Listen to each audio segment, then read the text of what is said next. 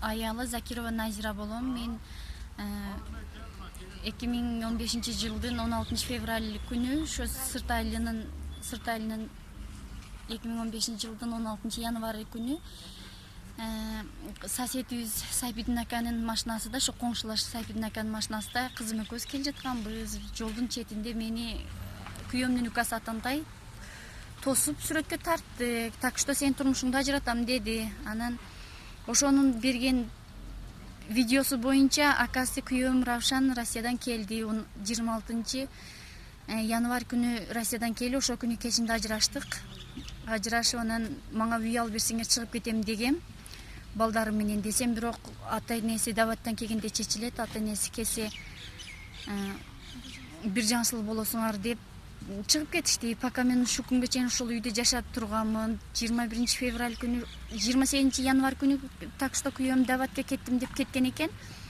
40 күндүккө кетти дешти, бирок 40 күнгө жетпей 25 күн, 24 күн дегенде келип 21 февраль күнү кечинде түнкү саат 11:30-12 чамасында уже үйүбүздү бензин чачып өз колдору менен күйгүздү. Бардыгыбыз күйүп элебиз, мага мындай жашоонун кереги жок деп. Балдардан бери үйгө камап бензин чачкан жерде биз кыздарым менен Кудайдан тилеп зорго качып чыктык. Качып чыгып ушу соседибиз түнкү саат 3-тө Бурма Женин үйгө барып жаттык да, балдарым менен. Жалаңач, вообще үстүбүздө кийимибиз бир эле кийген ночной кийимдерибиз менен эле калдык. Эчтекебиз калтырбай күйгүздү. Азыркы күндө сиздерге кандай болуп атат? Азыр үйүңүздөрдө жашоо шарты барбы, жокпу?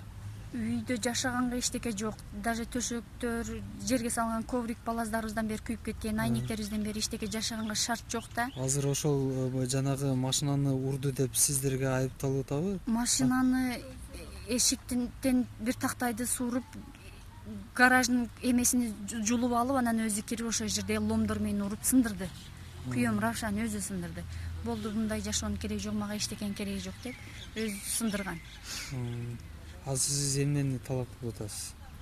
Азыр мен хотя ушу балдарыма ошол жерде чыккан имуществолорумду кандайдыр бир эмеде кайтарып беришин талап кылам. Мен ал жерде, мен кече жакында барган жокмун, мен ал жерде 20 жылдык эмгегим сиңген. Мен балдарым бой жетип калган, хотя балдарымдын жашаганыга кандайдыр бир ушул окуядан